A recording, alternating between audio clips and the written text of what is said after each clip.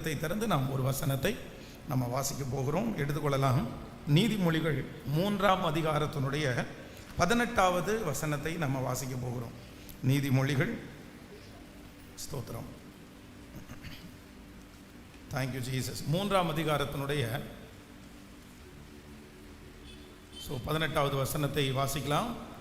அது தன்னை அடைந்தவர்களுக்கு ஜீவ விருட்சம், அதை பற்றி கொள்ளுகிற எவனும் பாக்கியவான். அடுத்த வசனத்தை கூட வாசிக்கலாம். கர்த்தர் ஞானத்திலே பூமியை அஸ்திபாரப்படுத்தி புத்தியினாலே வானங்களை ஸ்தாபித்தார். இன்னொரு விஷயம் கூட வாசிக்கலாம். அந்த வசனத்தை 19வது வசனத்தை வாசிக்கலாம்.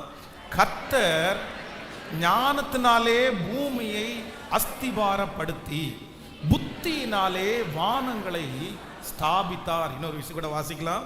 கர்த்தர் ஞானத்தினாலே பூமியை அஸ்திபாரப்படுத்தி புத்தியினாலே வானங்களை ஸ்தாபித்தார். கர்த்தருடைய பிள்ளைகளே, நம்முடைய ஆண்டவரை குறித்து இந்த வசனத்திலே ரொம்ப அழகாய் சொல்லப்படுகிறது. கர்த்தர் ஞானத்தினாலே பூமியை அஸ்திபாரப்படுத்தி புத்தியினாலே வானங்களை ஸ்தாபித்தார். இந்த உலகத்திலே நம்ம நிறைய காரியங்களை பார்க்கிறோம். வானத்தை பார்க்கிறோம், மலைகளை பார்க்கிறோம், புற்பூண்டுகளை பார்க்கிறோம், சமுத்திரத்தை பார்க்கிறோம். இப்படியே ஒவ்வொரு காரியத்தையும் மனிதர்கள் ஆராய்கிறார்கள். வானம் எப்படி இருக்குது அப்படின்னு ஒரு சில சயின்டிஸ்ட் ஆராய்ஞ்சிட்டே இருக்கிறாங்க. இன்னும் நிறைய பேர் பூமியினுடைய அடித்தளத்திலே என்ன இருக்குது அப்படின்னு ஒரு ஆராய்ச்சி இன்று வரையிலும் நடந்து கொண்டே இருக்கிறது. இப்போ சமீபத்தில் நமக்கு நிறைய செய்தித்தாள்களில், நிறைய யூடியூப்பில் விண்வெளிக்கு கடந்து போன இந்தியாவை சேர்ந்த ஒரு பெண்மணியை குறித்து ரொம்ப பிரமிப்பாக எல்லாரும் பேசி, இந்த மாதிரி அப்படி போனாங்க, அங்கே வந்தாங்க, இங்கே லேண்ட் ஆயிருச்சு, அந்த மாதிரி ஒரு பெரிய விஷயமாய் அவங்க பார்த்தது என்ன பார்த்தாங்க அப்படின்னால நிறைய பேர் அதை பேசிட்டே இருக்கிறாங்க. அப்போ இந்த உலகத்திலே இருக்கிற மனிதர்கள் இந்த உலகத்திலே படைக்கப்பட்ட படைப்பை குறித்து அன்றிலிருந்து இன்று வரையிலும் ஆராய்ச்சி செய்து கொண்டே இருக்கிறார்கள். ஆனா ஆராய்ச்சி செய்ய செய்ய செய்ய அவங்களுக்கு என்ன கிடைக்குதுன்னா புதுமையானது கிடைத்து கொண்டே இருக்குது. இல்ல இன்னும் நிறைய இருக்குது. கடலுடைய ஒரு பக்கத்தை தான் நாங்கள் பார்த்துருக்குறோம், இந்த ஏரியாவை மட்டும்தான் பார்த்துருக்குறோம், இந்த ஆழத்தை மட்டும்தான் பார்த்துருக்குறோம், இந்த இடத்தை எங்களால் பார்க்க முடியல. அப்போ இன்னும் இந்த உலகத்திலே எத்தனை ஆண்டுகள் ஆனதற்கு பிற்பாடும் மனிதனால் கண்டுபிடிக்க முடியாத ஒன்று என்ன அப்படின்னா தேவனுடைய படைப்பு. ஆனா இந்த தேவனுடைய படைப்பை ஆண்டவர் எப்படி படைச்சாராமா? கர்த்தர் அவருடைய ஞானத்தினால் பூமியை அஸ்திபாரப்படுத்தி புத்தியினால் வானங்களை ஸ்தாபித்தார். அப்போ ஆண்டவருடைய பிள்ளைகளை, நீங்களும் நானும் ஆராதிக்கிற தேவன் இந்த பூமியில் உள்ள எல்லாவற்றையும் இன்றைக்கு மனிதர்களால் கண்டுபிடிக்க முடியாததற்கு ஒரு காரணம் இருக்குது. என்ன காரணம் அப்படின்னு சொன்னா, அது அவர் ஞானம், அது அவர் புத்தி. அவருடைய ஞானத்திற்கு இணையாக இந்த உலகத்திலே ஒரு ஞானமும் இல்லை. அவருடைய புத்திக்கு எட்டிய புத்தி இந்த உலகத்திலே ஒன்றுமே இல்லை. மனிதர்கள் எவ்வளோ பெரிய ஞானிகளாய் இருக்கட்டும், ஆனால் ஆண்டவருடைய ஞானத்திற்கு ஒப்புமையாய் அவர்களால் இருக்கவே முடியாது. நம்முடைய தேவன் ஞானத்தில் ஐஸ்வர்யம் உள்ளவர். நம்முடைய தேவன் சர்வ ஞானி. நம்முடைய தேவன் சர்வ ஞானி. அவருக்கு அறியாதது ஒன்றுமில்லை, அவருக்கு தெரியாதது ஒன்றுமில்லை. அப்படிப்பட்ட ஞானமுள்ள தேவனை நீங்களும் நானும் ஆராதிக்கிறோம். நம்மை ஞானவான்களாய் நிறுத்துவதற்கு கர்த்தர் வல்லவராய் இருக்கிறார். நான் ஆராதிக்கிற தேவனுக்கு என் வாழ்க்கையிலே எப்படி, எதை, எங்கு செய்ய வேண்டும் என்று நன்றாய் அறிந்திருக்கிறார். கைகளை அசைத்து ஒரு ஹல்லேலூயா சொல்லலாம். நம்முடைய வாழ்க்கையிலே சில காரியங்கள் நடக்கும்போது அது நம்ம ஞானத்தினால நடக்காது. நம்ம ஞானத்தினால அது நடக்காம அது ஆண்டவருடைய ஞானத்தினால நடக்கும்போது நமக்கு அந்த அறிவு புத்தி கட்டாத அறிவா இருக்கலாம். அந்த அறிவு நமக்கு தூரமா இருக்கலாம். ஏன் ஆண்டவர் இதை செய்யறாரு, எதுக்கு இப்படி கர்த்தர் செய்யணும் அப்படின்னு நமக்கு தோணும். ஆனால் ஒன்று நினைத்து கொள்ளுங்கள், அவருடைய ஞானம் என்னுடைய வாழ்க்கையிலே செயல்படுமானால் நிச்சயமாகவே அது தீமையா இருப்பது இல்லை. அதில் ஒரு பெரிய நன்மையை கர்த்தர் வைத்திருக்கிறார். நம்ம இன்னைக்கு என்ன ஜெபம் பண்ணணும் பண்ணணும் அப்படின்னா என்ன கேட்கணும்னா, என்னுடைய வாழ்க்கையிலே என்னுடைய ஞானத்தை வைத்த அல்ல ஆண்டவரே, உங்க ஞானத்தினால என்னுடைய வீடு அஸ்திபாரப்படட்டும், உங்க ஞானத்தினால என்னுடைய எதிர்காலம் அஸ்திபாரப்படட்டும், உம்முடைய ஞானத்தினாலே நீர் எனக்கு எதை நீர் செய்தாலும் கண்டிப்பாக இம்மையிலே அது தீமையாய் தெரிந்தாலும் மறுமையிலே அது நன்மையாகவே முடிய பண்ணுகிறவர். நான் தீர்க்க தரிசனமாய் சொல்லுகிறேன், இந்த சத்தத்தை கேட்கிற நிறைய பேருடைய வாழ்க்கையிலே கர்த்தருடைய ஞானம் வெளிப்படுகிறது. அவருடைய ஞானத்தினால் கர்த்தர் உங்களை அஸ்திபாரப்படுத்துகிறார். அவருடைய ஞானத்தினால் கர்த்தர் உங்களை ஸ்தாபிக்கிறார். அவருடைய ஞானம் எண்ணி முடியாதது. எத்தனையோ பேர் உங்களுக்கு என்ன நடக்கிறது என்கிற கேள்விக்குறியை எழுப்பினாலும் நான் நம்புகிறேன், முடிவிலே கர்த்தர் பெரிய அற்புதத்தை உங்க கண்கள் காண கர்த்தர் உதவி செய்வார். அவருடைய ஞானம் தோற்று போவது இல்லை. அவருடைய ஞானம் யாராலும் ஆராய்ந்து முடியாது. அந்த ஞானம் இன்று இந்த சத்தத்தை கேட்கிற ஒவ்வொருத்தருடைய வாழ்க்கையிலையும் நிறைவேறுவதாக. கைகளை உயர்த்தி ஆண்டவரிடத்தில் சொல்லலாம், ஆண்டவரே, என்னுடைய வாழ்க்கையினுடைய முழு பகுதியிலையும் உங்க ஞானம் சொல்லுங்க எல்லாரும், ஆண்டவரே உங்க ஞானம் வெளிப்படுவதாக. கைகளை எல்லாரும் உயர்த்தி சொல்லுங்க பார்க்கலாம், ஆண்டவரே உங்க ஞானம் என் பிள்ளையினுடைய வாழ்க்கையில உங்க ஞானம் வெளிப்படட்டும். என்னுடைய வீடு கட்டுகிற காரியத்துல உங்க ஞானம் வெளிப்படட்டும். ஆண்டவரே என்னுடைய வியாபாரத்துல உங்க ஞானம் வெளிப்படட்டும். சொல்லுங்க அப்பா, உங்க ஞானம் என்னுடைய எதிர்கால வாழ்க்கையில உங்க ஞானம் அதிகமாய் வெளிப்படுவதாக. ஹல்லேலூயா. அவருடைய ஞானத்திற்கு ஆண்டவருடைய பிள்ளைங்க விட்டு தரக்கூடிய ஒரு மனப்பான்மை உங்களுக்கு வேண்டும். நான் ஒரு சம்பவத்தை சொல்ல முடியும். நான் வாலிப வயது முடித்து கிட்டத்தட்ட ஒரு 24 வயது ஆகும்போது எனக்காக திருமணம் பார்க்குற ஒரு வேலை, திருமணம் பார்க்குற அந்த பேச்சு நடந்து கொண்டே இருந்துச்சு. எங்கள் பாஸ்டர் ஒரு பக்கத்தில் எனக்கு கல்யாணம் பார்த்தாரு. எங்கள் அம்மா அப்பா நிறைய பேரை பார்த்துட்டு இருந்தாங்க. அதற்கு பிறகு எங்களுடைய வீட்டில் இருக்கிறதுல மூத்த அத்தா அவங்க ஒரு பக்கத்தில், இப்படியே நிறைய பேர் என்னுடைய திருமணத்திற்காக பெண்ணு பார்த்துட்டே இருந்தாங்க. அப்போ நானும் ஒரு பக்கத்தில் என்ன அப்படின்னு சொன்னால், நீங்கள் என்னதான் பொண்ணு பார்த்தாலும் கல்யாணம் பண்ண போகிறதுனா இல்லை, அதனால எனக்கு பொண்ணு பார்க்கறதுக்குன்னா நானும் பார்க்கணும் அப்படின்றக்காக நானும் ஒரு பக்கத்தில் ஜோம் பண்ணிட்டு இந்த பொண்ணு செட் ஆகுமா, இந்த பொண்ணு செட், இப்படிப்பட்ட ஒரு சூழ்நிலை நடந்து கொண்டே இருக்குது. அப்போ என்னுடைய மனசுக்கு ஒரு 100% பார்த்தீங்க அப்படின்னு சொன்னால், ஒரு பெண்ணு அவருடைய குடும்பம் அப்படியே முன்னாடி அப்படியே நிற்கிது. உடனே எனக்கு ஒரு பெரிய கற்பனை உண்டாகிறது. சரி, உடனே எனக்கு ஒரு யோசனை, இந்த பிள்ளைய கல்யாணம் பண்ணிட்டோம்னு சொன்னால் அந்த பிள்ளை ரொம்ப கஷ்டப்படுற பிள்ளை, நம்மளை ரொம்ப நல்லா பார்த்துக்குவாங்க, ஊழியத்தினுடைய அருமை அவங்களுக்கு தெரியும் அப்படின்னு நிறைய தாட்டு ஓடிட்டே இருக்குது. யோசிக்க 100% சரி, இதுதான் நமக்கு சரியான குடும்பம், இந்த பிள்ளை தான் நமக்கு சரியான பிள்ளை, இதை விட்டால் நமக்கு அப்படி அமையாது அப்படின்னு சொல்லி 100% தீர்மானம் பண்ணியாச்சு. உடனே எங்கள் ஊரில் இருக்கிற அம்மா அப்பா பார்க்க சொல்லியாச்சு. அவங்களும் அதை பிடிச்சாச்சு. என்னுடைய மனசில் ஒரு பெரிய கோட்டை கற்பனை உண்டாகிறது. ஆனால் திடீர்னு பார்த்தீங்க அப்படின்னு சொன்னால் ஒரே ஒரு வார்த்தை, நான் இவ்வளோ கற்பனை கோட்டை கட்டுறது கூட அவங்களுக்கு தெரியாதுன்னு நினைக்கிறேன். அது இல்லை அப்படின்னு தட்டி போயிருச்சு. அப்போது அந்த திருமண காரியம் தடைபட்டு போன உடனே மனசுக்குள்ள ஒரு பெரிய வெறுமை உண்டாயிருச்சு. ஐயோ, நமக்கு நம்ம நல்ல ஆசீர்வாதத்தை தொலைச்சிட்டோமோ, நம்ம நல்ல ஆசீர்வாதம் நமக்கு கிடைக்காம போயிருச்சோ, இப்படி நிறைய காரியங்கள் மனசுக்குள்ள ஓடிட்டே இருக்குது.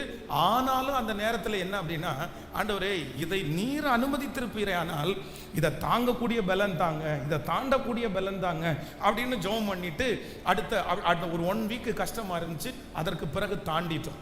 ஆனால் இப்பொழுது நான் என்ன நினைக்கிறேன் அப்படின்னு சொன்னால், என்னுடைய திருமணத்தில் என்னுடைய ஞானம் என்று ஒன்று இருந்தது, எங்கள் அம்மா அப்பாவுடைய ஞானம் என்று ஒன்று இருந்தது. ஆனால் இன்னொரு ஞானம் இருந்தது. யார் ஞானம் அப்படின்னா, தேவ ஞானம். நான் நம்புகிறேன், என்னுடைய ஞானம் தோல்வியாக படும்போது அது தீமையாய் அல்ல, அதை நன்மையாய் தேவனுடைய ஞானம் வெளிப்படுவதற்கு கர்த்தர் அதை கையிலே எடுக்கிறவரா இருக்கிறார். இன்றைக்கு இந்த சத்தத்தை கேட்கிற ஆண்டவருடைய பிள்ளைகளே, உங்க ஞானத்தினால என்னென்னமோ முயற்சி எடுத்து உங்களுடைய திறமையினால பல காரியத்தை நீங்கள் செய்து இன்னைக்கு தோற்று போயிருக்கலாம். ஐயோ, என்னுடைய ஞானம் எனக்கு கை கொடுக்கலையே, என்னுடைய புத்தி எனக்கு கை கொடுக்கலையே.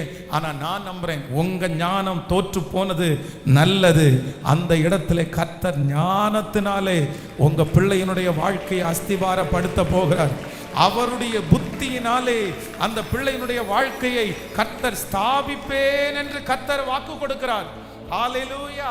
கைகளை உயர்த்தி சொல்லலாமா, உம்முடைய ஞானத்தினால் நீர் என்னை அஸ்திபாரப்படுத்தி உம்முடைய புத்தியினால் நீர் வானங்களை ஸ்தாபிக்கிற ஒரு நல்ல தேவன். ஹல்லேலூயா, ஹல்லேலூயா.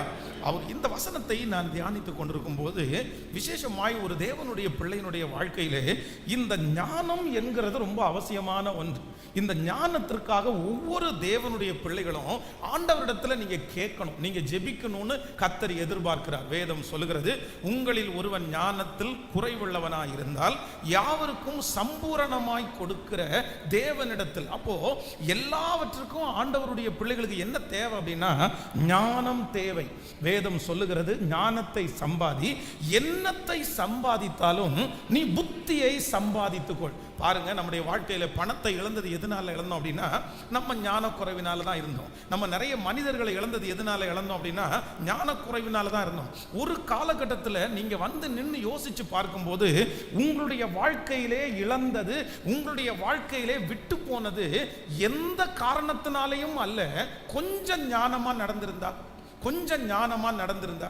சில கணவன் மனைவி அவங்களுக்கு சொல்லுவேன், நிறைய பேரிடத்துல என்ன சொல்லியிருக்கிறேன் அப்படின்னு சொன்னா, நீங்க ரொம்பவே காயப்படுத்திடாதீங்க, நீங்க ரொம்பவே வீட்டில் வந்து பிரச்சனை பிரச்சனை பிரச்சனை அப்படின்னு பண்ணிடாதீங்க. ஒரு லிமிட் இருக்குது, ஒரு லிமிட் தாண்டிருச்சு அப்படின்னு சொன்னா சில மனிதர்களுடைய மனசு வந்து கல்லாயிரும்.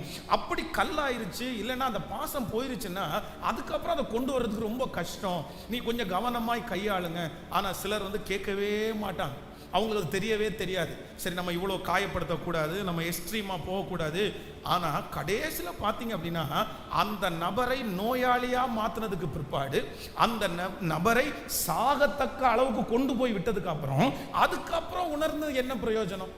அதுக்கப்புறம் நான் இப்படி நினைக்கவே இல்லை, இப்படி செய்யவே இல்லை. எத்தனையோ, நான் யாரையும் குற்றப்படுத்தலை, சகோதரிகளை கூட குற்றப்படுத்தலை.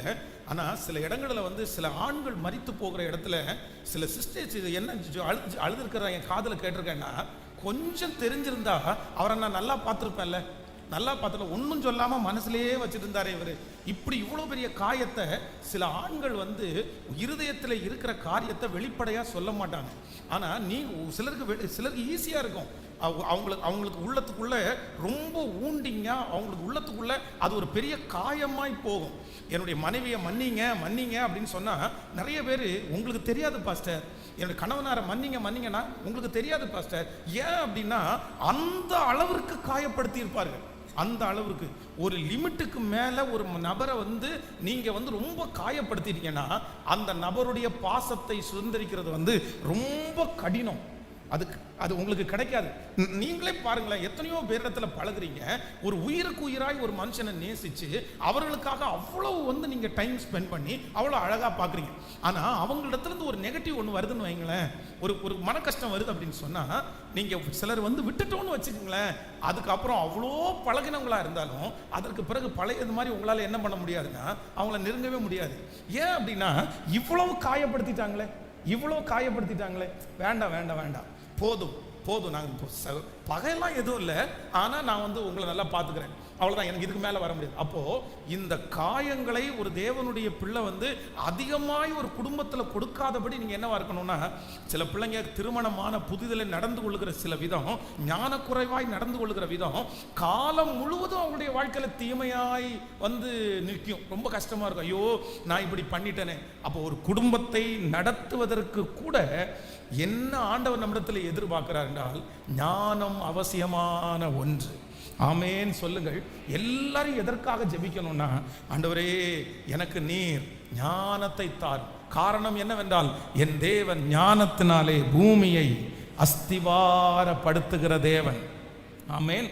சாலமன் ஜெபிக்கும் போது கூட ஆண்டவர் எதுல ரொம்ப பிரியப்பட்டார் அப்படின்னு சொன்னா, நீ வந்து எதிரியினுடைய ஆயுசை கேட்கல, உன்னுடைய வாழ்க்கையினுடைய பெரிய பதவியை நீ கேட்கல, ஆனா இந்த ஜனங்களை நடத்துவதற்கான ஞானத்தை நீ கேட்டதுனால உனக்கு ஞானத்தை தந்ததும் அன்றி நீ கேளாத ஐஸ்வர்யத்தையும் உனக்கு நான் தந்தேன் அப்படின்னு கர்த்தர் சொல்றாரு.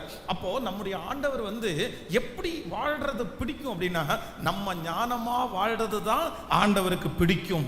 ஆமோதிக்கிறீர்களா இல்லையா? இந்த செய்திக்கு பிற்பாடு நம்ம எல்லாத்தையும் எப்படி செய்யணும்னா ஞானமா செய்யணும். எத்தனை பேர் ஆமோதிக்கிறீர்கள்? ஆண்டவரே நான் ஞானமாய் செய்யணும் சொல்லுங்க. எத்தனை பேர் ஆமோதிக்கிறீங்க? அப்பாவை பார்த்து சொல்லுங்க, ஞானமா செய்யணும் ஆண்டவர், ஞானமா செய்யணும். அந்த நேரத்தில் எனக்கு அதை சொல்லி தருகிறவரா இருக்கணும் ஆண்டவர். அந்த நேரத்தில் ஆண்டவரே என்ன நீ அந்த பாதையில் நீங்க நடத்தணும் ஆண்டவரே. நிறைய பேர் ஒருவேளை ஞானத்தினால் பணத்தை இழந்திருக்கலாம், குடும்பங்களை இழந்திருக்கலாம். ஆனா இன்றைக்கு இந்த ஆராதனை மத்தியிலே அசைவாடுகிற கர்த்தர் அநேகரை ஞானத்தினால கர்த்தர் நிரப்புகிறார், ஞானத்தினால கர்த்தர் நிரப்புகிறார். கர்த்தாவே, அந்த ஞானமுள்ள ஒரு இருதயத்தை கர்த்தர் இப்பொழுது எங்களுக்கு தரப்போகிறதற்காக ஸ்தோத்திரம். நன்றி ஆண்டவரே, நன்றி நன்றி ஆண்டவரே, நன்றி. தேவனே, சேனைகளின் தேவனே,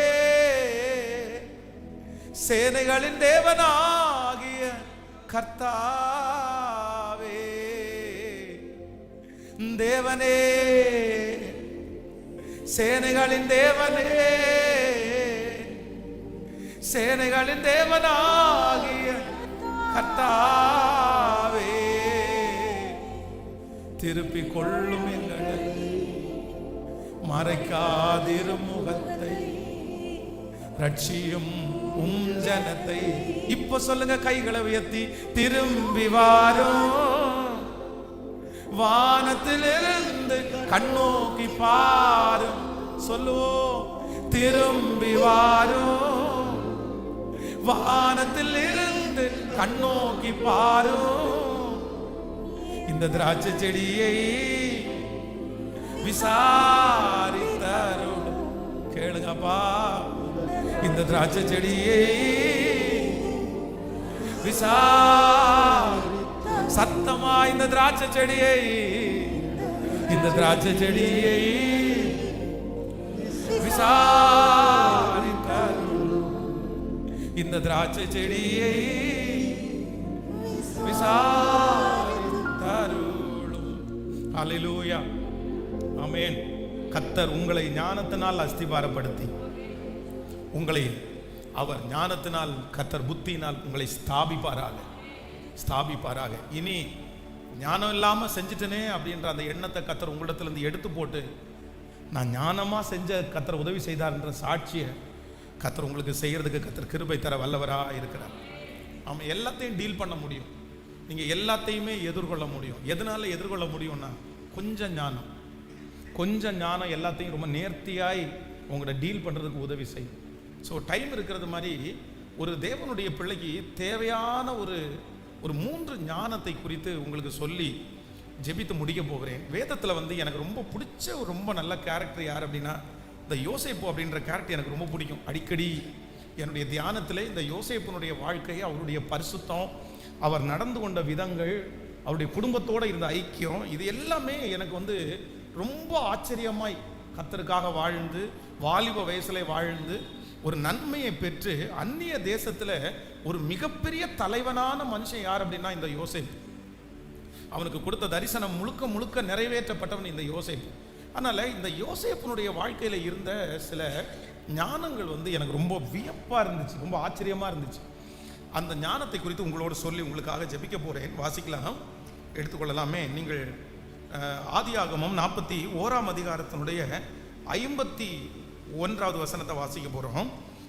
ஆதியாகமம் 41ஆம் அதிகாரம் 41ஆம் அதிகாரத்தினுடைய 51வது வசனத்தை வாசிக்கலாமா? யோசேப்பு, என் வருத்தம் யாவையும் என் தகப்பன் குடும்பம் அனைத்தையும் நான் மறக்கும்படி தேவன் பண்ணினார் என்று சொல்லி மூத்தவனுக்கு மனாசே என்று பெயரிட்டார். நான் சிறுமைப்பட்டிருந்த தேசத்தில் தேவன் என்னை பலுக பண்ணினார் என்று சொல்லி இளையவனுக்கு எப்ராயிம் என்று பெயரிட்டான். இன்னொரு விஷயம் கூட வாசிக்கலாம். யோசேப்பு, என் வருத்தம் யாவையும் என் தகப்பன் குடும்பம் அனைத்தையும் நான் மறக்கும்படி தேவன் பண்ணினார் என்று சொல்லி மூத்தவனுக்கு மனாசே என்று பெயரிட்டான்.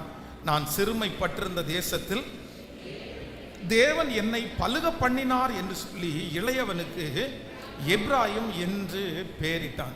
கர்த்தருடைய பிள்ளைகளே, இந்த இடத்துல யோசேப்பினுடைய இந்த முதல் ஞானத்தை குறித்து உங்களோடு பேச போகிறேன். யோசேப்பு தன்னுடைய தகப்பனாரை விட்டு பல ஆண்டுகளாக எகிப்து தேசத்திலே வந்து பல பாடுகளை பட்டு இப்பொழுது ராஜாவிற்கு கீழாக ஒரு தலைவனாக ஒரு நல்ல அதிபதியாக அவன் வந்து அமர்ந்திருக்கிறான். அந்த ஊர்ல இருக்கிற ஒரு பெண் ஒருத்தியை அந்த ராஜா வந்து அவனுக்கு கல்யாணம் பண்ணி வைக்கிறாரு. இப்போ அந்த பெண்ணின் நிமித்தமாய் அவனுக்கு 2 பிள்ளைகள் பிறக்கிறார்கள். அப்போ மூத்த பிள்ளைக்கு என்ன பேர் வைக்கிறார் அப்படின்னு சொன்னா, என் வருத்தம் யாவையும் என் தகப்பன் குடும்பம் அனைத்தையும் நான் மறக்கும்படி தேவன் பண்ணினார் என்று சொல்லி மூத்தவனுக்கு மனாசே என்று பேரிட்டான். அப்போ இதுவரையிலும் தன்னுடைய குடும்பத்தை நினைச்சான். தன்னுடைய அப்பா தான் தனக்கு குடும்பம், தன்னுடைய சகோதரர்கள் தான் தனக்கு குடும்பம். ஆனா இப்போ ஒரு புதிய குடும்பம் வந்திருக்குது, தனக்குன்னு ஒரு மனைவி. அந்த மனைவியின் நிமித்தமாய் ஒரு பிள்ளை உண்டாகும் போது இந்த யோசேப்புக்கு என்ன ஞானம் வருது அப்படின்னு சொன்னா, இதுவரைக்கும் நம்முடைய அப்பா நமக்கு நல்லவர் தான், நம்ம சகோதரர்கள் நமக்கு நல்லவர்கள் தான், ஆனா நம்முடைய மனசுக்குள்ள நம்முடைய குடும்பத்தை குறித்த ஒரு தாக்கம், ஒரு அன்பு இருந்துட்டே இருக்குது. ஆனா இப்போ கர்த்தர் வந்து இன்னொரு குடும்பத்தை என் கையில கொடுத்துருக்கிறாரு.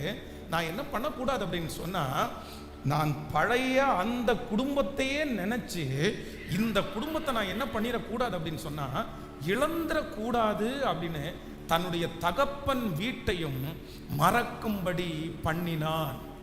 அதற்குத்தான் அவனுக்கு மனாசே என்று பெயர் வைத்தான். அப்போ ஒன்று, ஒரு தேவனுடைய பிள்ளைக்கு என்ன ஞானம் வேணும் அப்படின்னு சொன்னா, ஏதோ ஒன்றை நினைத்து ஏதோ ஒன்றை மனதிலே வைத்துக்கொண்டு ஏதோ ஒரு காரியம் நடக்காததை வைத்து இப்பொழுது ஆண்டவர் கொடுத்திருக்கிற இந்த வாழ்க்கையை நம்ம என்ன பண்ணிடக்கூடாது அப்படின்னா, இழந்துடக்கூடாது என்கிறதுல ஆண்டவருடைய பிள்ளைகள் ஞானமா இருக்கணும். இந்த ஞானம் ஒரு தேவனுடைய பிள்ளைகளுக்கு அவசியமான ஒன்று. பாருங்க, நிறைய பேர் கோச்சிட்டா என்ன பண்ண மாட்டாங்கன்னா சாப்பிட மாட்டாங்க. அவங்களுக்கு ரொம்ப கோபம் வந்துச்சுன்னு வைங்களேன், உடனே என்ன சொல்லுவாங்க தெரியுமா, அவங்களுடைய மொத்த கோபத்தையும் எதில் காமிப்பாங்கன்னா சாப்பாட்டில் காமிப்பாங்க. எனக்கு சாப்பாடு வேண்டாம். ஏன் சாப்பாடு வேண்டாம் அப்படின்னா, என்ன இப்படி எப்படி சாப்பிட்றது, உங்கள்கிட்ட எப்படி சாப்பிட்றது, ஏதோ ஒன்றை ஏதோ ஒன்று வச்சுட்டு ஏதோ ஒன்றில் பிடிச்சிக்குவாங்க. சிலர் சாப்பிட மாட்டாங்க, சிலர் வேலைக்கு போக மாட்டாங்க, வேலை செஞ்சு நான் என்னத்தை பார்த்தேன். ஆனால் ஒன்று, ஆண்டவருடைய பிள்ளைகள் எப்பொழுதுமே நினைக்கணும், உங்களுடைய வாழ்க்கையிலே நடந்த எந்த தோல்விகளுக்காகவும் எந்த அவமானத்திற்காகவும் முன்பாக நடந்த எந்த காரியத்திற்காகவும் இன்றைக்கு தேவன் உங்களுக்கு கொடுத்திருக்கிற எந்த ஆசீர்வாதத்தையும் நீங்க என்ன பண்ணிடக்கூடாது அப்படின்னா, நீங்க இழந்துடவே கூடாது. அதனால தான் தேவ மனுஷன் என்ன சொல்றாருன்னா, எனக்கு எந்த சூழ்நிலையிலே நான் இருந்தாலும் நான் மனரம்யமாய் இருக்க கற்றுக்கொண்டேன். வாழ்ந்திருக்கவும் எனக்கு தெரியும், தாழ்ந்திருக்கவும் எனக்கு தெரியும். இன்னைக்கு எனக்கு முன்பாக வைத்திருக்கிறதை கர்த்தர் என்னை அனுபவிக்கும்படியாய் செய்கிறார். இன்றைக்கு எனக்கு முன்பாக இருக்கிற சந்தோஷம் எனக்கு தேவை என்று கர்த்தர் வைத்திருக்கிறார். நான் என்ன பண்ண போறேன் அப்படின்னா, முன்னானவைகளை மறந்து இப்பொழுது தேவன் எனக்கு கொடுத்திருக்கிற அந்த ஆசீர்வாதத்தை வெற்றியாய் தொடர போகிறேன். கைகளை அசைத்து ஒரு ஹல்லேலூயா சொல்லலாம். ஆண்டவரே, எனக்கு ஒரு ஞானத்தை கொடுங்க, எனக்கு ஒரு ஞானத்தை கொடுங்க. என்ன ஞானத்தை கொடுக்கணும் அப்படின்னு சொன்னால், நான் முன்னாடி நடந்ததை நினச்சி இன்னைக்கு இருக்கிற ஆசீர்வாதத்தை நான் என்ன பண்ணிடக்கூடாதுன்னா, நான் தொலைச்சிடவே கூடாது. சொல்லுங்க பார்க்கலாம், ஒரு 3 பேருடைய கரத்தை பிடிச்சி சொல்லுங்க. ஏதோ ஒன்றை நினச்சி, முன்னாடி நடந்ததை நினச்சி, ஆசீர்வாதத்தை நினச்சி, இன்றைக்கு தேவன் உங்களுக்கு கொடுத்திருக்கிற வாழ்க்கையை ஒரு நாளும் தொலைக்காதபடி ஆண்டவர் உங்களை கிருபையாய் காப்பாற்றுவாராக, கிருபையாய் காப்பாற்றுவாராக. ஆமென்.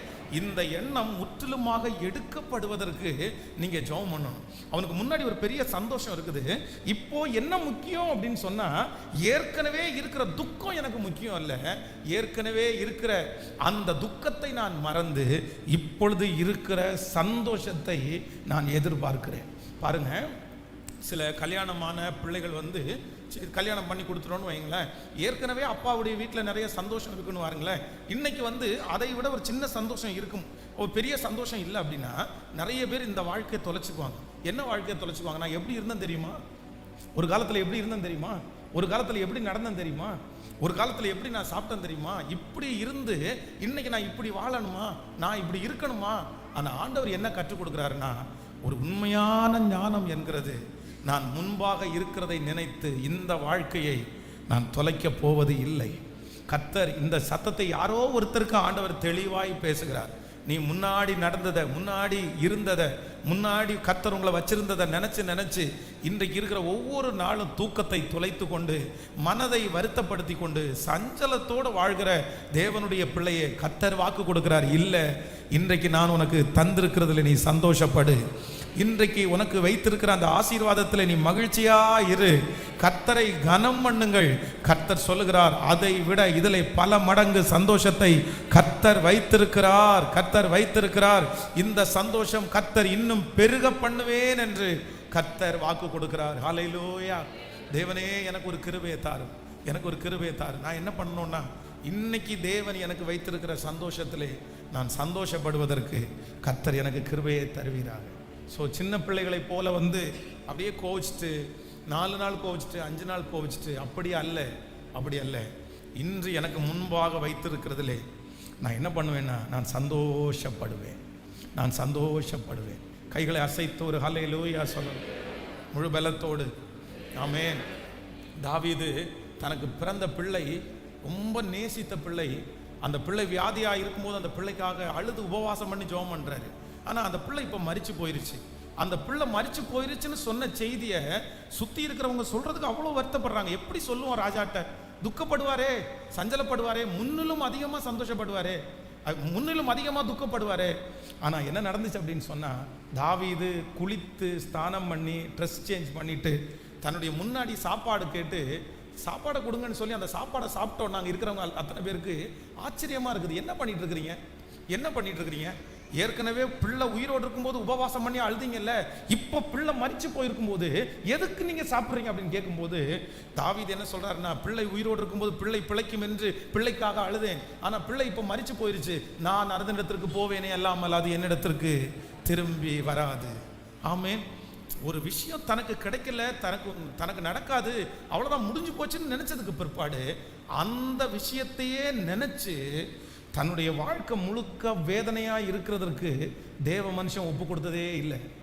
ஒரு உண்மையான தேவனுடைய பிள்ளை என்ன அப்படின்னா, ஒன்று நம்மளை விட்டு போகும்போது, ஒன்று நமக்கு வேண்டான்னு சொல்லும்போது அதை நினைச்சே காலம் முழுதும் வருத்தப்பட்டு மனசு வருத்தப்பட்டு கஷ்டப்பட்டு இருக்கிறத விட்டுட்டு கர்த்தர் எனக்கு இப்போ தந்திருக்கிறதுல நான் சந்தோஷப்படுவேன்னு ஒரு முயற்சி எடுங்க. நான் நம்புகிறேன் ஆண்டவர் உங்களை ரொம்ப நல்லா வச்சிருப்பாரு, நீங்கள் நல்லா இருப்பீங்க. பழையதை விட பல மடங்கு ஆண்டவர் உங்களுக்கு திரும்ப தருவதற்கு கர்த்தர் வல்லவராக இருக்கிறார். இஸ்ரவேல் ஜனங்கள் தங்களுடைய வாழ்க்கையில் செய்த ஒரு மிகப்பெரிய தவறு என்ன அப்படின்னு சொன்னால், எங்கே போனாலும் அவங்களுக்கு எந்த நினைப்பை அவங்கள விட்டு போகல. சொல்லுங்களேன், எந்த நினைப்பை விட்டு போகல? எகிப்தினுடைய நினைப்பு அவங்களை விட்டு போகவே இல்லை. ஆண்டவர் கானான் தேசத்துக்கு உங்களை அழைச்சிட்டு போவேன்னு கர்த்தர் சொன்னார். வழியில் கர்த்தர் டிராவல் பண்ண வைக்கிறார். ஆனால் எங்கே போனாலும் அவங்களுக்கு என்ன நினைச்சு, நாங்கள் எகிப்தை நாங்கள் நினைக்கிறோம், அங்கே இருக்கிறவங்களெல்லாம் நான் நினைக்கிறோம். அதுவும் நமக்கெல்லாம் வாசி பார்க்கும்போது ரொம்ப காமெடியாக இருக்கும்.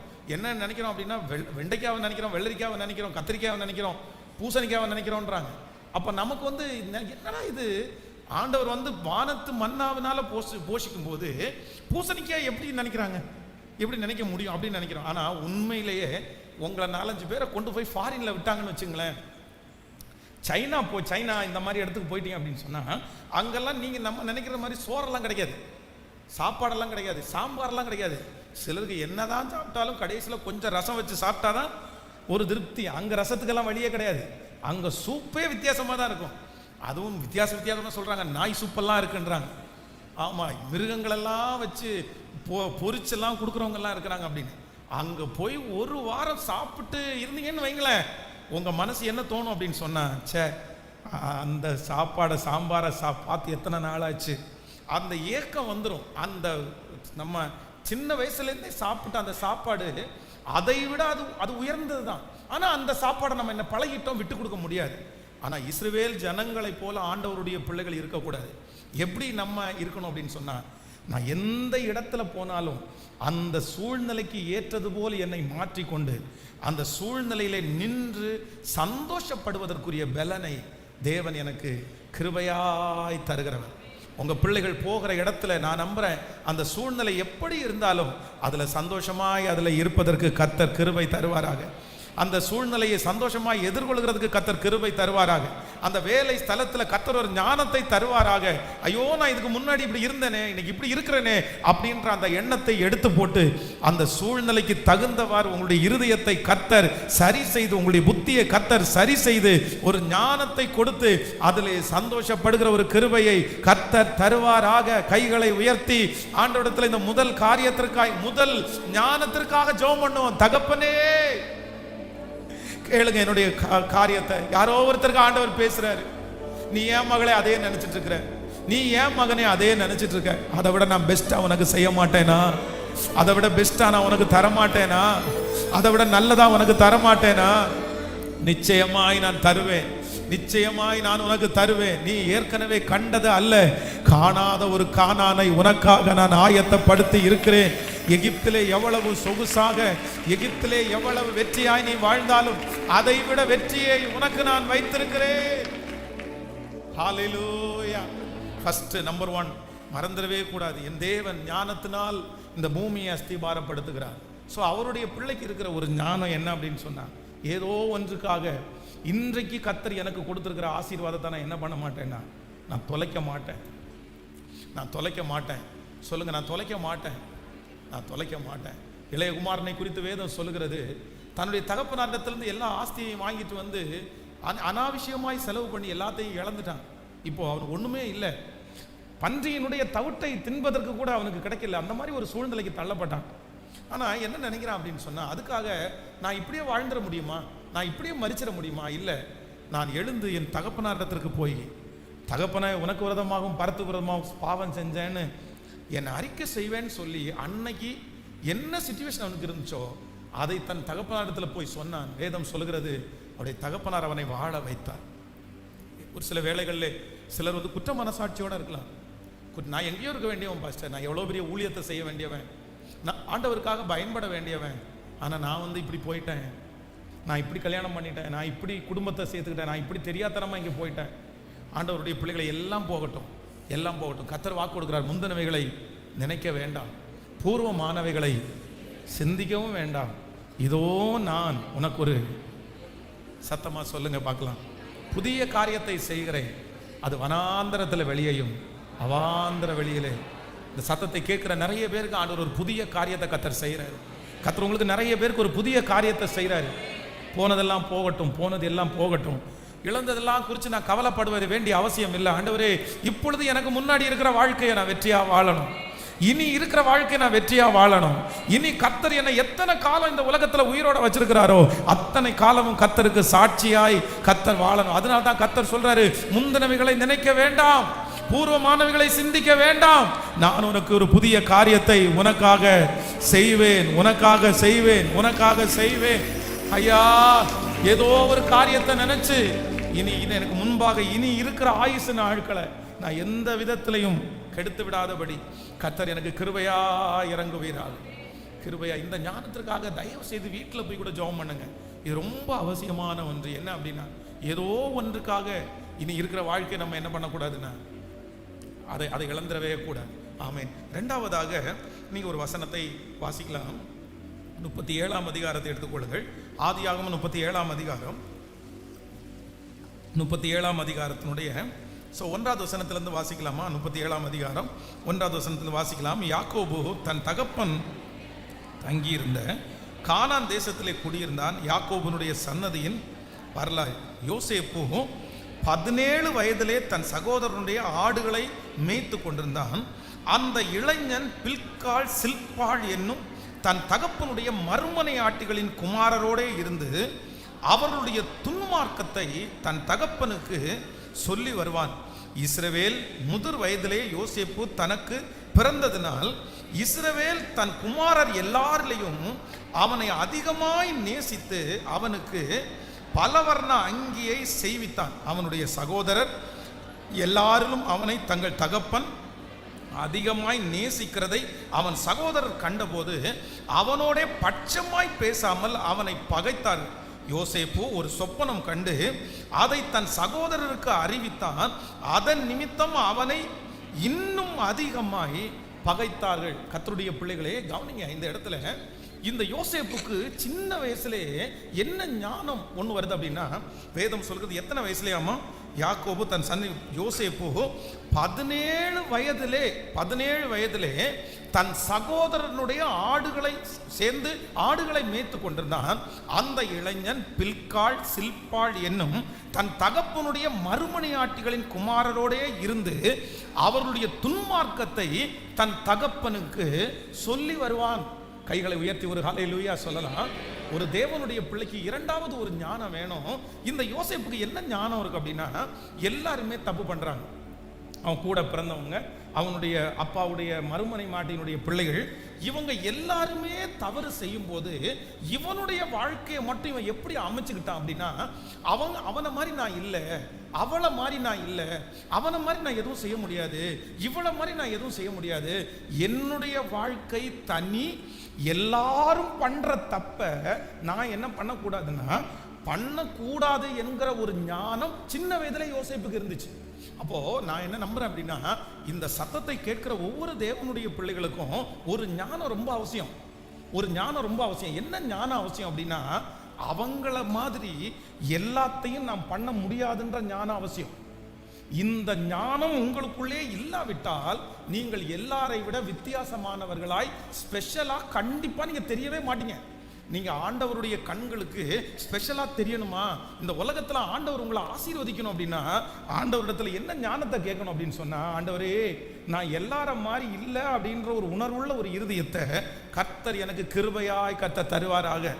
அவங்களோட சேர்ந்து கறி எடுத்து சாப்பிட்டுருக்கலாம், அவங்களோட சேர்ந்து திருட்டுத்தனம் பண்ணியிருக்கலாம், அவங்களோட சேர்ந்து அதை செய்த உடனே யாருமே அவனை ஒன்றும் கேட்க, எல்லா பிள்ளைகளும் பண்ணுறாங்க நானும் பண்ணுறேன், அவ்வளோதான் முடிஞ்சிருச்சு.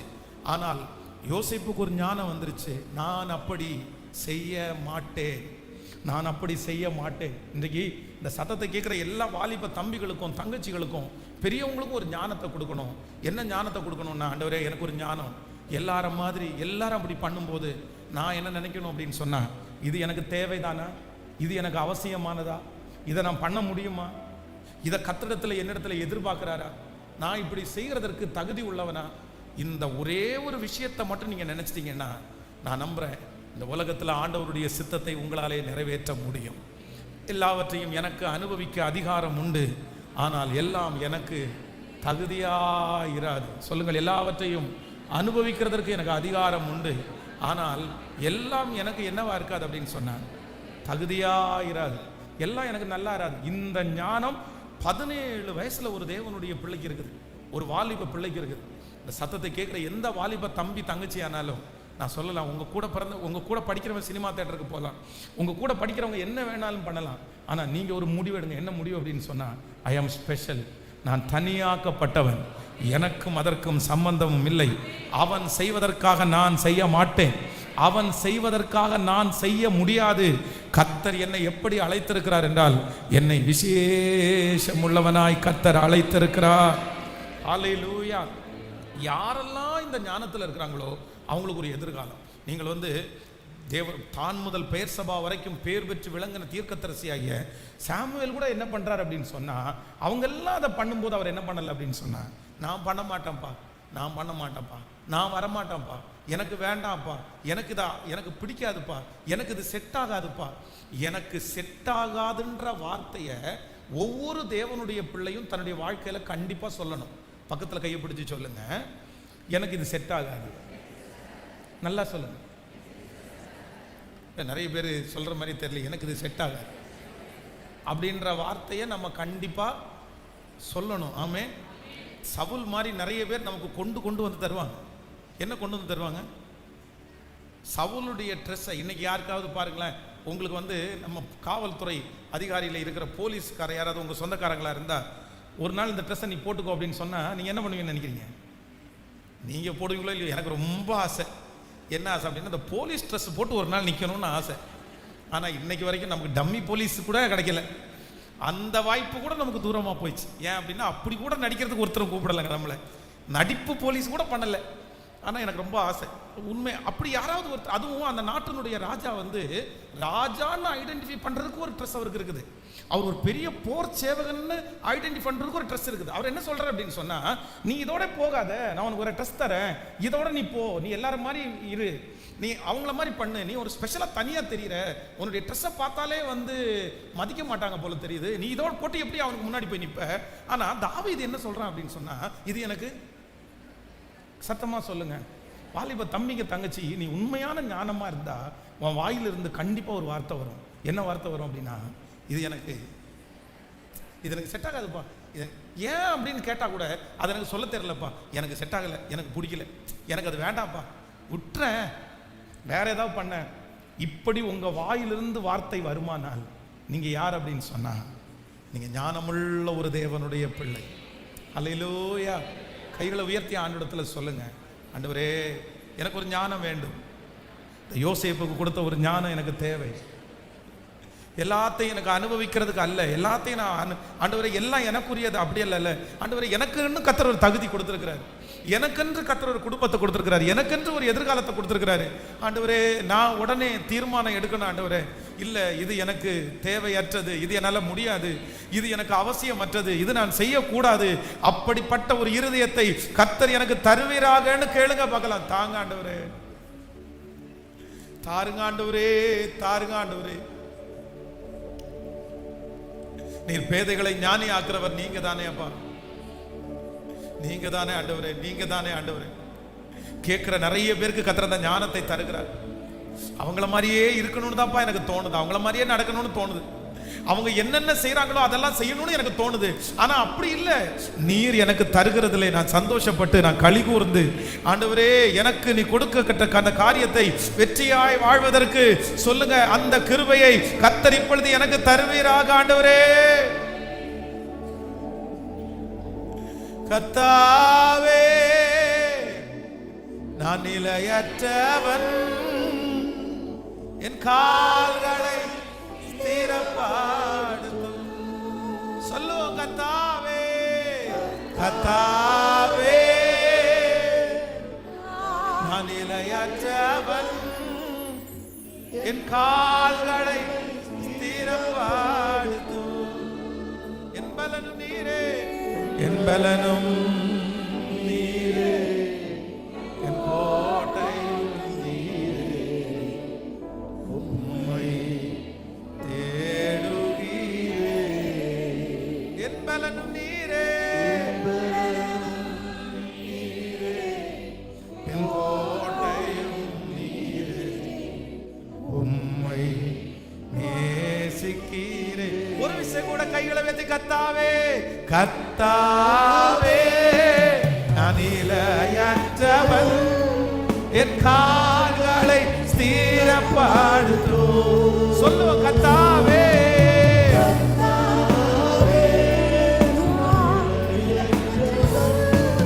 என் கால்களை ஸ்திரப்படுத்தும்.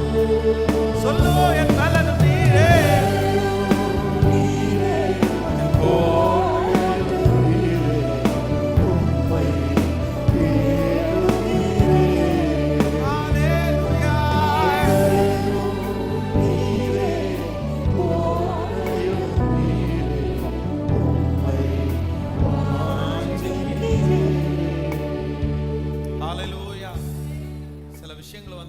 நமக்கு ஒத்து போகவே கூடாது.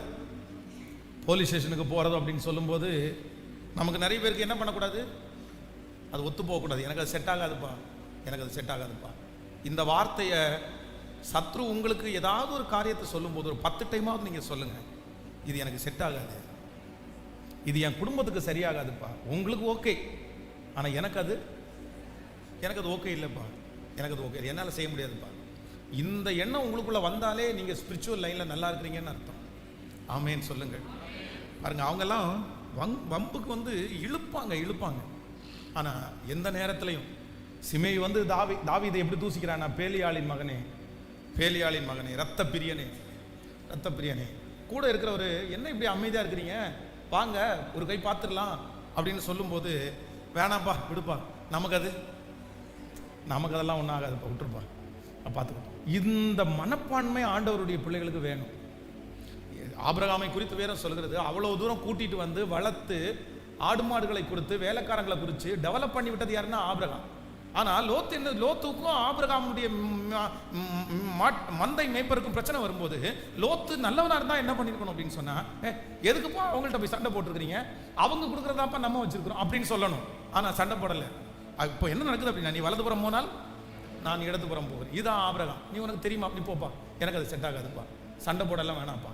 ஈசாக்கை குறித்து வேதம் சொல்லுது, ஏசேக்கில் துறவை தோன்றான், வாக்குவாதம் பண்றாங்க, சித்தனாவில் துறவை தோன்றான், சரிப்பா உன்னுடைய எதுன்னு நினைச்சு வம்பு பண்றியா, சரி நீ வச்சுக்கோ நான் போறேன், எனக்கு சண்டை போடுறது என்ன பண்ணாது, சத்தமா சொல்லுங்களேன், கேட்கல. நம்ம மற்றவங்கள மாதிரி வரிஞ்சு கட்டிட்டு போய் நின்று வா பார்த்துக்கலாம் அப்படின்னு போய் நின்றக்கூடாது. அப்படி போய் நின்னோன்னா ஆண்டவர் நம்ம மேலே என்ன பண்ண மாட்டார்னா பிரியப்பட மாட்டார், பிரியப்பட மாட்டார். ஹல்லேலூயா. நம்பர் 3, மூன்றாவது ஒரு காரியத்தை கூட நம்ம வேகமாய் நான் உங்களுக்கு சொல்லி உங்களுக்காக ஜெபிக்க போகிறேன். ஸோ அதே எடுத்துக்கொள்ளலாம். அந்த ஆதி ஆகமத்திலே கடைசி அதிகாரத்துக்கு 40வது அதிகாரத்துக்கு வாங்க. 42ஆம் அதிகாரம் 1வது வசனம். எகிப்திலே தானியம் உண்டு என்று யாக்கோபு அறிந்து தன் குமாரனை நோக்கி, நீங்கள் ஒருவர் முகத்தை ஒருவர் பார்த்து கொண்டிருக்கிறது என்ன? எகிப்திலே தானியம் உண்டு என்று கேள்விப்படுகிறீர்கள், நான் சாகாமல் உயிரோடு இருக்கும்படி நீங்கள் அவ்விடத்திற்கு போய் நமக்காக தானியம் கொள்ளுங்கள் என்றார். யோசேப்பின் சகோதரர் 10 பேர் தானியம் கொள்ள எகிப்திற்கு போனார்கள். நீங்கள் அப்படியே கடைசி வாங்கல, எங்கே வாங்கன்னா நீங்கள் 46வது வாங்க. 46வது அதிகாரத்தினுடைய 29வது வசனம்.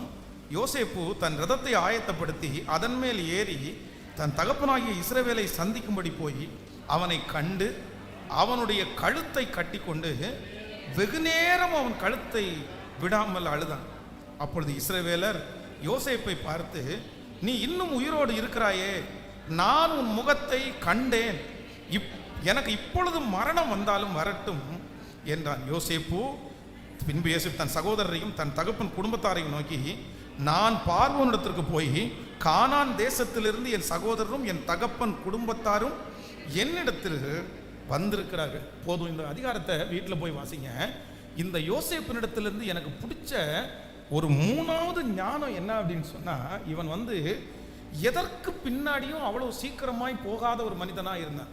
அப்படின்னா நீங்க பாருங்களேன், ஃபர்ஸ்ட் அவனுடைய வாழ்க்கையில ரொம்ப கெடுதல் பண்ணது அவனுடைய சகோதரர்கள். ஆனால் அவர்களை பழிவாங்கிறதுக்கோ இல்லை அவர்களுக்கு விரோதமாக இருக்கிறதுக்கோ அந்த வேலையை கையில் எடுத்துக்கவே இல்லை, யோசேப்பு எடுத்துக்கவே இல்லை. அதற்கு பிறகு அவனை பொய் குற்றம் சாட்டினவர் யார் அப்படின்னு சொன்னால் போத்திபாருடைய மனைவி. இந்த லேடியையும் எந்த இடத்துலையும் போய் காமிச்சு கொடுக்கறதுக்கு பேசுறதுக்கு அந்த வேலையை நான் நல்லவன் அப்படின்றது நிரூபிக்கிறதுக்கு அவர் போகவே இல்லை. அதற்கு பிறகு பானபாத்திரக்காரனுடைய தலைவன் மறந்துட்டான். ஏப்பா என்னை இப்படியாப்பா மறப்ப, நீ எப்படி மறந்த, நீ என்ன, அதையும் அவன் கேட்கவே இல்லை. அதற்கு பிறகு தன்னுடைய சகோதரர்கள் எல்லாரும் வருகிறார்கள், தன்னுடைய தகப்பனார் வராரு. அப்பாவை பார்த்து, என்ன ஒரு டைம் கூடயா தேடாம போனீங்க, அவங்க எல்லாம் கொண்டு உங்கள்கிட்ட அந்த சரி இந்த ட்ரெஸ்ஸை கொடுத்ததுக்கு அப்புறம் நீங்க எப்படி அமைதியா இருந்தீங்க, நீங்க என்ன தேடி வந்திருக்கலாம்ல, நான் உயிரோடு இருக்கிறேன்னு ஒரு நாளாக நினைச்சுக்கலாமா? எதற்கு பின்பாகவும் போகாமல் எல்லாவற்றையும் ஆண்டவருடைய சித்தத்தின்படி நடக்குதுன்னு ஒப்பு கொடுத்தவன் தான் யார் அப்படின்னு சொன்னா இந்த யோசேப்பு. அன்றியும் அவருடைய தீர்மானத்தின்படி அழைக்கப்பட்டவர்களாகி தேவனிடத்தில் அன்பு கூறுகிறவர்களுக்கு சொல்லுங்க சத்தமா, சகலமும் சொல்லுங்க, ஏதோ ஒரு காரணத்தோட தான் நடக்குது, ஏதோ ஒரு நன்மைக்காக தான் நடக்குது. நான் சொல்றேன், இன்றைக்கு நடந்து கொண்டிருக்கிற காரியம் ஏதோ ஒரு நன்மைக்காக தான் நடக்கிறது. இன்றைக்கு நடந்து கொண்டிருக்கிற காரியத்தில் கர்த்தர் ஏதோ ஒன்றை கர்த்தர் உங்களுக்கு வைத்திருக்கிறார். அன்றியும் அவருடைய தீர்மானத்தின்படி அழைக்கப்பட்டவர்களாகிய உங்களுக்கு எது நடக்கிறதோ அந்த காரியத்தில் ஆண்டவர் ஒன்று, கர்த்தர் ஒரு நன்மை, கர்த்தர் ஒரு பரிபூரணம், கர்த்தர் ஒரு வெற்றியை ஆண்டவர் வச்சிருக்கிறார். ஆனா இந்த யோசேப்புக்கு ஒரு பெரிய ஞானம் இருந்துச்சு. என்னன்னா, எது பின்னாடி நான் என்ன பண்ண மாட்டேன், சொல்லுங்களேன், நான் போக மாட்டேன், எனக்கு நியமித்திருக்கிற வழியில நான் நடப்பேன், எனக்கு ஆகிறது அவருடைய கரத்தினாலே வாய்க்கும், எனக்கு உரியதை அவர் எனக்கு தருவதற்கு வல்லவராய் இருக்கிறார், எனக்கு இல்லாததை தடுத்து போட்டு எனக்கு உரியதை என்னிடத்தில் கொண்டு வருகிற ஒரு தேவன் என்னோடு கூட இருக்கிறார். நான் எதற்கு பின்னாடியும் நான் போவதே இல்லை. 3வது, எல்லாரும் ஒரு ஞானத்துக்காக ஜெபம் பண்ணணும். ஆண்டவரே, நான் எதுக்கு பின்னாடி போறேன், எதுக்கு பின்னாடி போறேன், எதுக்கு பின்னாடி போறேன்?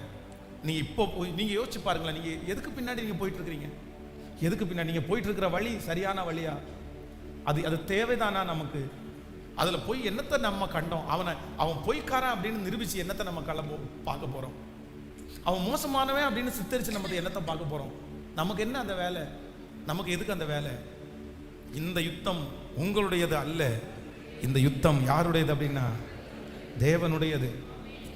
ஒன்று தம்பிங்க தங்கச்சிங்க கவனிங்க, நீங்க எது பின்னாடி போறீங்களோ அதை ரொம்ப ஜாக்கிரதையா இருங்க, ரொம்ப ஜாக்கிரதையா இருங்க. சவுலுடைய வாழ்க்கை ஒன்றும் இல்லாம போறதுக்கு காரணமே என்ன அப்படின்னு சொன்னா, பின்னாடியே போறான் பாருங்களேன். ஒரு வார்த்தைக்கு பின்னாடி போனான். என்ன வார்த்தைக்கு பின்னாடி போனா? சவுல் கொண்டது 1000, தாவீது கொண்டது. இந்த ஒரு வார்த்தைக்கு பின்னாடி போனான். எப்பவுமே ஒண்ணு நினைச்சுக்கங்க, நம்மளை சுற்றி இருக்கிற நிறைய பேரு சிலரை புகழ்றாங்க பாருங்க. புகழும் போது நமக்கு என்ன ஆயிடக்கூடாது? வருத்தம் ஆயிடக்கூடாது, பொறாம கூட. அடுத்து வருத்தப்படாதீங்க. அவனெல்லாம் புகழ்றாங்களே, நான் என்ன சொல்றேன் அப்படின்னு சொன்னா, கர்த்தர் 2 பேர் தேவனுடைய சமூகத்தில் காணிக்கையை கொண்டு வராங்க. ஒருவன் காயின், ஒருவன் ஆபேல். ஆனா ஆண்டவர் யாருடைய காணிக்கை அங்கீகரித்தாராமா? ஆபேலுடைய காணிக்கையை அங்கீகரித்தார், காயினுடைய காணிக்கையை அங்கீகரிக்கல. இவனுக்கு ரொம்ப கோபம் வருது. ஆனா முடிச்சதுக்கு அப்புறம் என்ன சொல்றாரு அப்படின்னு சொன்னா, எப்பா உனக்கு அங்கீகரிக்கலன்றதை தவிர உனக்கு வேற என்ன குறை வந்துருச்சு? நீ நன்மை செய்தால் உனக்கு கேட்கல, மேன்மை இல்லையோ என்ன? உன்னை விட அவனுக்கு ஒரு படி, ஒரு என்கரேஜ்மெண்ட் கிடைச்சிருச்சு, ஒரு கைத்தட்டு கிடைச்சிருச்சு, ஒரு அங்கீகாரம் கிடைச்சிருச்சு. இதை நீ பெருசா கொண்டு முன்னாடி நிறுத்தி அவனை போல நான் இல்லை, அவனை போல நான் ஆசீர்வதிக்கப்படலை, நீ எதுக்குப்பா இப்படி சொன்ன? நீ விவசாயம் பண்ற, நான் உன்னை பெருக பண்றேன், உனக்குரியது உனக்கு கிடைக்குது, நீ இன்னொருத்தருக்கு கிடைச்சது எனக்கு கிடைக்கலன்னு நினைச்சு எதுக்கு பொறாமப்படுற? அப்போ ஆண்டவருடைய பிள்ளைகள் ரொம்ப ஞானமா இருக்கணும். என்ன பண்ணக்கூடாது அப்படின்னா, எதன் பின்னாடியும் நம்ம என்ன பண்ணக்கூடாதுன்னா போகவே கூடாது. யோசேப்பினுடைய ஞானத்தை பாருங்க. நான் போக மாட்டேன்ப்பா, நம்மளா இருந்திருந்தா அப்பா வரட்டும், நான் அவனை வச்சுக்கிறேன், எல்லாரும் லைனா நில்லுங்க, அறிக்கை செய்யுங்கடா, என்ன சொன்னீங்கன்னு செய்யுங்க, சொல்லுங்க, அப்பாட்ட சொல்லுங்க, எப்படி என்னை காமிச்சு கொடுத்த, எப்படி ஆடை அடிச்சு ரத்தத்தை கொண்டு போய் தேய்த்து அவருடைய கையில ட்ரெஸ்ஸை கொடுத்த, நீ எப்படி இது பண்ணலாம், என்னென்ன கேள்வி கேட்டிருப்போம் நம்ம. ஆனா யோசேப்பினுடைய சகோதரர்கள் அவங்க அப்பா இறந்ததுக்கு அப்புறம், எங்க அப்பா உங்ககிட்ட தான் எங்க பொறுப்பை கொடுத்துட்டு போனார்னு சொன்னதுக்கு அப்புறம் கூட யோசேப் சொல்றான், நீங்க ஏன் என்ன இப்படி தப்பா நினைக்கிறீங்க? நான் உங்களை பழி வாங்குவேன்னு ஏன் இப்படி என்ன தப்பா கணக்கு போடுங்க? அதெல்லாம் ஒண்ணுமே கிடையாது. நீங்க செஞ்சதை நான் ஒரு பொருட்டாவே எடுக்கல. நீங்களோ எனக்கு தீமை செய்ய நினைத்தீர்கள், கர்த்தரோ இன்று நடந்து வருகிறபடியே அதை எனக்கு சிஸ்டர், அவங்க தீமை செய்ய நினைத்தாங்க, ஆண்டவர் கர்த்தர் உங்களுக்கு நன்மையாய் அதை முடிய பண்ணுவார். அவங்க உங்களுக்கு செஞ்ச அத்தனை தீமையை நன்மையாய் முடிய பண்ணுகிற தேவன் நம்மோடு கூட இருக்கிறார். அதனால தான் கர்த்தர் சொல்றாரு, அதை குறித்து உனக்கு ஒரு வருத்தம் வேண்டாம், அதை குறித்து ஒரு பகையும் வேண்டாம், அதுக்கு பின்னாடி நான் போக வேண்டிய அவசியமே கிடையாது. என்னை அழைத்தவர் என்னை நடத்துவார், எனக்கு ஒரு பாடத்தை கர்த்தர் வச்சிருக்கிறார். ஹல்லேலூயா. ஒரே ஒரு முடிவு. என்ன முடிவு அப்படின்னு சொன்னா, நான் எதுக்கு பின்னாடி என்ன பண்ண மாட்டேன்? சொல்லுங்களேன். என்னை நிரூபிக்கிறதுக்காக நான் பிரயாசப்பட மாட்டேன். நான் நல்ல வேண்டதை மற்றவங்க சொல்லணுன்றதுக்காக நான் நிரூபிக்க வேண்டியதில்லை. என் வழியில நான் போறேன், எனக்கு கர்த்தர் நியமிச்சிருக்கிற பாதையில போறேன். ஆனா ஒரு நாள் என்னை சுற்றி இருக்கிறவர்கள் புரிந்து கொள்கிறதுக்கு ஒரு காலம் வரும், என்னை சுற்றி இருக்கிறவர்கள் அங்கீகரிக்கிறது ஒரு காலம் வரும், என்னை சுற்றி இருக்கிறவர்கள் என்னோடு கூட இருக்கிறவர் பெரியவர் என்கிறதை அவர்கள் கண்டுகொள்ளுவார்கள். ஹல்லேலூயா, ஹல்லேலூயா. என் தேவன் அவ்வளவு ஞானம் உள்ள தேவனா இருக்கு. எல்லாரும் ஜெபிக்க போறோம். என்ன ஜெபிக்க போறோம்? கர்த்தர் ஞானத்திலே பூமியை அஸ்திபாரப்படுத்தி புத்தியினாலே வானங்களை ஸ்தாபித்தார். கர்த்தர் ஞானத்தினாலே பூமியை அஸ்திபாரப்படுத்தி புத்தியினாலே வானங்களை ஸ்தாபித்தார். மகா பெரிய பறந்து விரிந்த இந்த வானம், மகா பெரிய பறந்து விரிந்த இந்த பூமி சாதாரணமாய் உண்டாக்கப்பட்டது அல்ல, அது என் தேவனுடைய ஞானத்தினாலே உண்டாக்கப்பட்டது. அதனால்தான் அதுல இருந்து கனிகள் வருகிறது, அதனால்தான் அங்கே இருந்து மழை பெய்கிறது, அது நமக்கு ஆசீர்வாதமா இருக்கிறது. அவருடைய ஞானம் எண்ணி முடியாதது, அவருடைய ஞானம் அளவிடப்பட முடியாதது. அவருடைய ஞானத்துக்கு முன்பாக நிற்பவன் யார்? அந்த ஞானத்தை யாருக்கு தர போறாருன்னா எனக்கு கர்த்தர் தர போறாரு. எல்லாரும் இன்னைக்கு ஜெபிக்க போறோம். எளிமை நின்று, ஆண்டவரே, கிருபை நிறைந்தவரே, கிருபை நிறைந்தவரே, கிருபை நிறைந்தவரே, என்னை ஞானத்தினால நிரப்புகிற கர்த்தர், யோசேப்புக்கு கொடுத்த அந்த ஞானத்தை எனக்கு தருகிற ஒரு தேவனாகிய கர்த்தர்.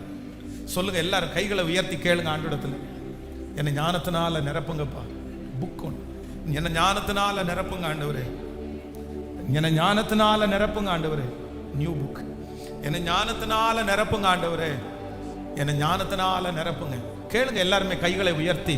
உங்களில் ஒருவன் ஞானத்தில் குறைவுள்ளவனாய் இருந்தால் யாவருக்கும் சம்பூரணமாய் கொடுக்கிறவரும் ஒருவரையும் கடிந்து கொள்ளாதவருமாய் இருக்கிற கர்த்தர் இந்த விஷயத்தில் எப்படி நடந்துக்கணும்ன்றத கர்த்தர் எனக்கு சொல்லி தருவார். என்னுடைய பேதை தனத்தை கர்த்தர் மாற்றி என்னையும் என்னுடைய பிள்ளைகளையும் கர்த்தர் ஞானவான்களாய் கர்த்தர் நிறுத்துவார். சொல்லுங்க சொல்லுங்க ஆண்டவரே, என்னுடைய குடும்பத்தை நடத்தக்கூடிய ஞானத்தை கர்த்தர் தருவார். எப்பேற்பட்ட காரியமா இருந்தாலும் அவருடைய ஞானத்திற்கு நிகரானது ஒன்றுமே இல்லை அல்லவா? சொல்லுங்க பார்க்கலாம். முழு பலத்தோட கைகளை உயர்த்தி எல்லாரும் கேளுங்களா. ஆண்டவரே, என்ன ஞானத்தினால நிரப்புங்கப்பா. என் பிள்ளைக்கு ஒரு ஞானத்தை கொடுங்க ஆண்டவரே. என் மகனுக்கு ஒரு ஞானத்தை கொடுங்க ஆண்டவரே. ஞானம் இல்லாமல் ஆண்டவரே தவிக்கிற என்னுடைய பிள்ளைக்கு ஒரு அற்புதம் நடக்கட்டும் ஆண்டவரே. ஜெபிங்க ஆண்டவரே. ஹல்லேலூயா. நன்றி ஆண்டவரே, நன்றி ஆண்டவரே, நன்றி ஆண்டவரே. ஹல்லேலூயா. எங்களை அபிஷேகம் பண்ணுகிற கர்த்தர் நீர் அல்லவா, நீர் அல்லவா. எப்படி நான் ஜெபிக்கணும்னே நீர் எனக்கு சொல்லி கொடுக்கிறவர் அல்லவா. எங்கு போகணும் எங்க போக கூடாதுன்னு எனக்கு சொல்லி கொடுக்கிற ஒரு நல்ல தேவன் அல்லவா. ஹல்லேலூயா. எங்கு செல்ல வேண்டும், என்ன சொல்ல வேண்டும், வழி நடத்தும் ஆவியானவரே. பாடுவோம். எங்கு செல்ல வேண்டும், என்ன சொல்ல வேண்டும், வழி நடத்தும் ஆவியானவரே. உம் விருப்பம் இல்லா இடங்களுக்கு செல்லாம் தடுத்து நிறுத்தும் ஆவியானவரே. உம் விருப்பம் இல்லா இடங்களுக்கு செல்லாம் தடுத்து நிறுத்தும் ஆவியானவரே. இப்போ கைகளை உயர்த்தி சொல்லுவோம்.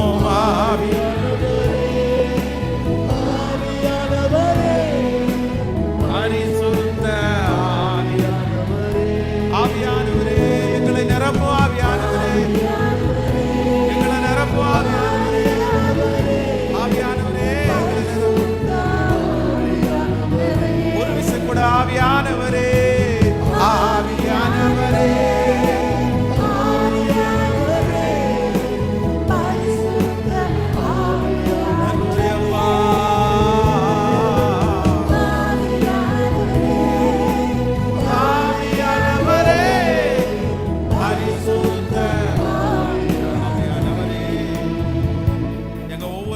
ஞானத்தினால நீர் நிரப்புகிறதற்காக உமக்கு ஸ்தோத்திரம் ஆண்டவரே. உங்க கரங்களிலே எங்களை முழுவதுமாய் தாழ்த்துகிறோம் இயேசுவின் மூலம் பிதாவே.